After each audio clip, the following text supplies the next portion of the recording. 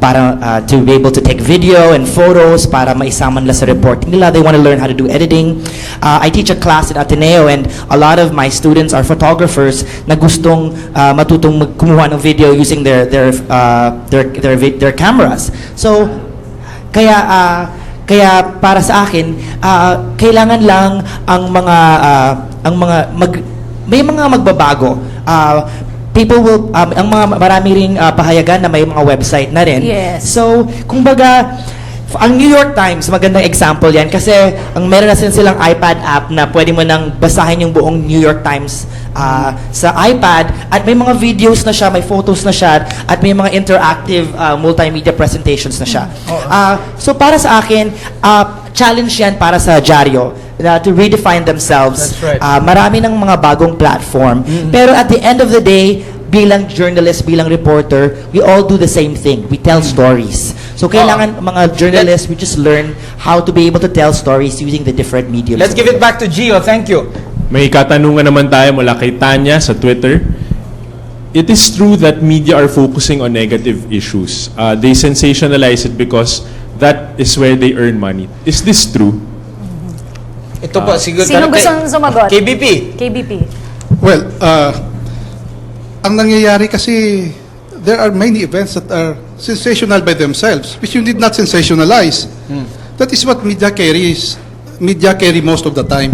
Daming events na nangyayari na hindi na kailangan sensationalize mo. Pero dapat talhin mo dahil na balita nangyayari sa paligid mo eh. That's part of the job of media, to carry those top stories, no? Those news items, no? Without necessarily doing something that will sensationalize the story. Quickly, sir.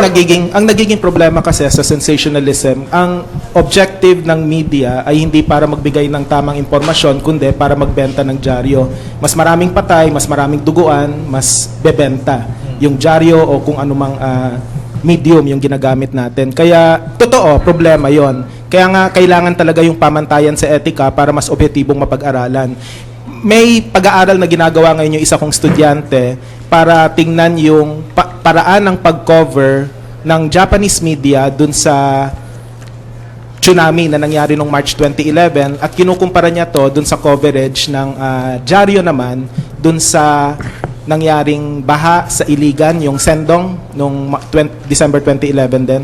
At yung interesting na datos na nakuha initially, mas lumalabas na objektibo yung Japan kesa tayo dahil mas nakikita yung sensationalism dun sa pagre-report ng mga disaster. Samantalang may paraan naman para maibigay yung impormasyon ng hindi ine-exaggerate o kaya sinesensationalize yung mga datos. Salamat po.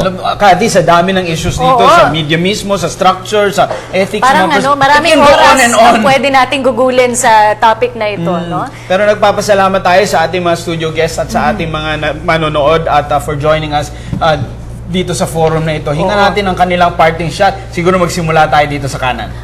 Umpisahan natin kay Rafael Antonio, sa iyong kapwa mga estudyante, bilang isang editor ng school paper. Anong mensahe mo para sa kanila? Bilang estudyanteng mamamahayag, dapat hindi tayo matakot na isiwalat kung ano ba yung tama, ano ba yung talagang nangyayari. Lalo sa amin, huwag tayong matakot na ilabas kahit negatibo ba o positibo yung nangyayari sa ating universidad. Huwag tayong matatakot dahil kung hindi, parang ano pang mangyayari sa atin? Lalo pag in the years to come, magiging parte na tayo ng media industry. So, kung matatakot tayo, mas marami pang pagsubok na paparating. Mas mabigat, mas matindi, mas marami negatibo, mas nakakatakot. Kaya sabi nga nila, kaya ito yung pagiging estudyanteng mamamahayag natin, sa ganitong level pa lang, dapat ma-develop na natin yung pagiging objective natin sa pagbabalita at walang kinakatakutan, pero siyempre, yung katotohanan dapat laging naroon. Okay, representative naman Kathy ng government media, state media, Sir Alan Alinigin. Thank you, Attorney Mark. Alam naman nating lahat na among the functions of media ay nandiyan yung to inform, to educate, to serve as molders of public opinion. Pero siguro mas magiging mas makabuluhan ang role ng media kung ito kahit papano ay makaka-inspire din sa ating mga kababayan, ano, na at the end of the day o pagkatapos mong magbasa ng pahayagan, kahit na may mga negatibong balita o pagkatapos mong makinig ng radyo o manood ng telebisyon, ay kahit papano isasara mo yung mga pahina o i-off mo yung radyo o yung telebisyon na kahit papano nakakuha ka pa rin ng kahit na konting inspirasyon sa mass media. Thank you. Mula naman sa Akadim, tanungin natin ang mensahe o alamin natin ang mensahe ni Professor Araw. Sabi sa isang pelikula, with great power comes great responsibility. Kaya kailangan talagang may malaking responsibilidad yung media at pati na rin yung audience para alamin kung ano yung mga pamantayan sa periodismo, sapagkat sa isang banda malalaman ng mga periodista kung ano yung tama at mali sa pag-uulat, at para sa audience naman ay malalaman nila kung ano yung dapat singilin at malalaman nila kung ano yung kahinaan at kalakasan sa klase ng periodismo na natutunghayan nila. Sana tandaan natin ito at maging mapanuri tayo, sapagkat ang media ay hindi naman kailangang yumakap sa anumang pulisiya ng mga nasa kapangyarihan, sapagkat ang media ay dapat na nagsusulong ng makabuluhang pagbabago. Marami pong salamat. Maraming salamat, Prof. Araw. At mula po sa Rappler.com, Michael Josh Villanueva. Ako simple lang yung parting words ko. We've discussed media. I want to address the people naman. Right now, mahalaga yung social media, mahalaga yung internet, and it really gives all of us the power. Wag natin kalimutan, wala mang batas na nagre-regulate sa mga journalists. Ang mga lahat ng mga manonood, mga mambabasa ng mga pahayagan at ang TV ay pwedeng maging mapanuri din. Read the stories, whether or not biased o hindi, basahin ang bawat panig, intindihin ang mga nangyayari sa inyong bansa, and from that, have conversations. Have conversations online, speak about issues para magkaroon din kayo ng mas malawak na pag-unawa sa mga bagay-bagay, mga issue na nangyayari sa ating bansa. At kung may mga meron mga kayong, if you don't agree, hindi kayo sang-ayon sa mga ibang mga bagay, let your voice be heard. Mag-blog kayo, mag-post kayo sa Twitter, sa Facebook, ng inyong mga opinion. And I think if we all do that, mas our conversations will be better and we'll be able to push for change in this country. Tama yun. Mas maraming discourse, mas maganda daw. Healthy yun, ano? Maraming salamat sa iyo, Josh. Tumungo naman tayo sa mensahe ng pinuno ng kapisanan ng mga broadcaster ng Pilipinas, Mr. Herman Basbanyo. Well, let's continue to be a vibrant media, just like what we are right now, no? At saka yung mga nasabi kanina, which we respect also, na may mga tiwali sa media. Well, that is true, no? Pero hindi ibig sabihin niya na lahat ng media ay tiwali. Hindi lahat ng media ay corrupt. Hindi lahat ng media ay may mga nagawa na hindi tama para sa bayan. Many of our people in the media offer their lives in the altar of public service. Kung tingnan mo, kung balikan mo, look at what we have done in 1996, look at what we have done in a lot of exposés that na ipalabas ng media, ng broadcast at ng print, na ipalabas ng corruption, ng kung anong mga katiwalaan na dapat koreksyonan. Trabaho na nagawa ay ng media yan. At if you have noticed lately, the media has not only been doing its role of dishing out news stories, but we also have embedded in ourselves CSR, the Corporate Social Responsibility. Meron tayong nagawa ngayon, may mga advocacy yung media, the KBP kung tingnan mo, pero kami mga programs on the environment, merong programs on good governance, na siguro hindi lang makita ng tao yan, ba't nangyayari yan? So that is how media is doing its function now, its work, para makatulong hindi lang sa mga miyembro namin, hindi lang sa mga networks, hindi lang sa industriya, kundi sa buong bayan. And we are committed to continue doing that. Maraming salamat, Chairman Basbanyo ng KBP. Ito naman po, kolumnista ng Philippine Star, Sir Jarius Bondok. Thank you. Kung hindi sa katatagan ng mga media men at ng mga media outfits, maraming mga katiwalian sa gobyerno at mga iskandalo sa lipunan ang hindi na natin naalaman sana. Pero dahil yan sa tatag at katapangan ng mga nasa media, naisiwalat ang mga ito. Pero may mga nagkakamali rin. Kayo namang mga nasa journalism schools or mga budding journalists, maipapayo ko lang, pag nagkamali, huwag kayong mag-atubiling mag-apologize. Akuin yung mali at mag-apologize. Hindi naman nababawasan ang pagkalalaki nyo dyan.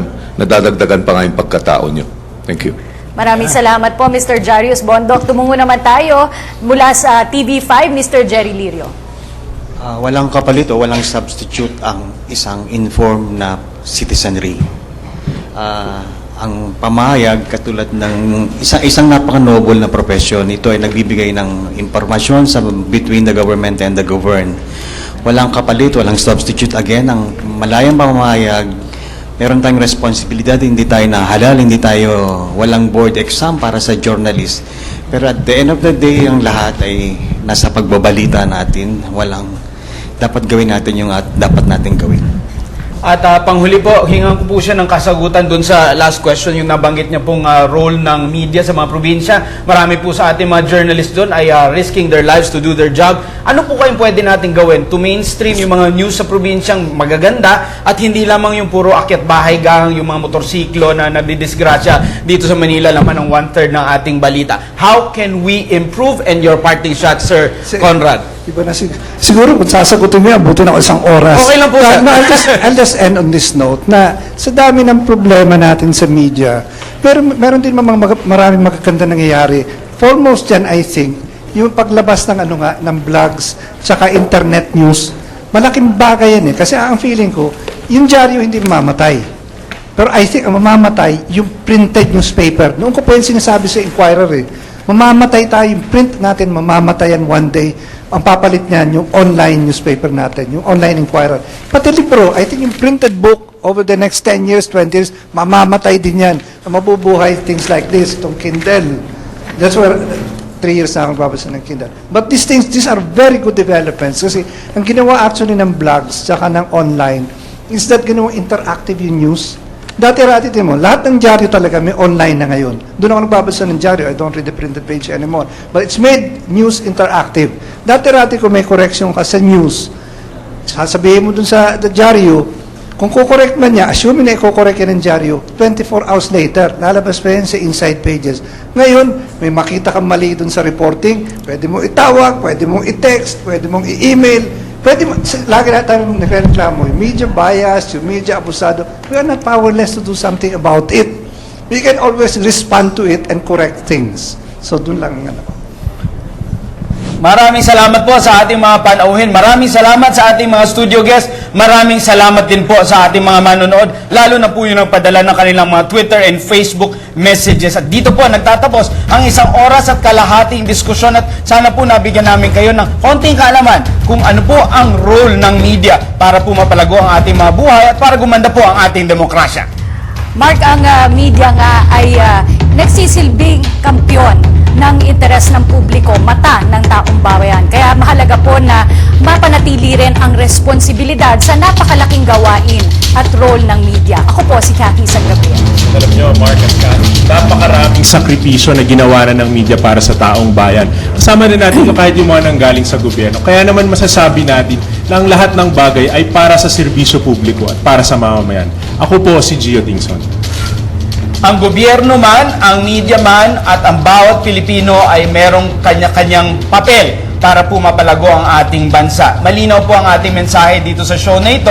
Kailangan po sigurong gawin ng tama, gawin ng magaling, at hindi daw po dapat korap. Hindi po pwedeng rendahan ng media. Magagawa po nito ng tama kung magagampanan nila ang kanilang responsibilidad. At sana po patuloy po kayong sumubaybay dito po sa Telebisyon ng Bayan. Ako po si Attorney Mark Castrodes at kayo po ay nanood sa isang special PTV forum na Media and Ethics, a special PTV forum.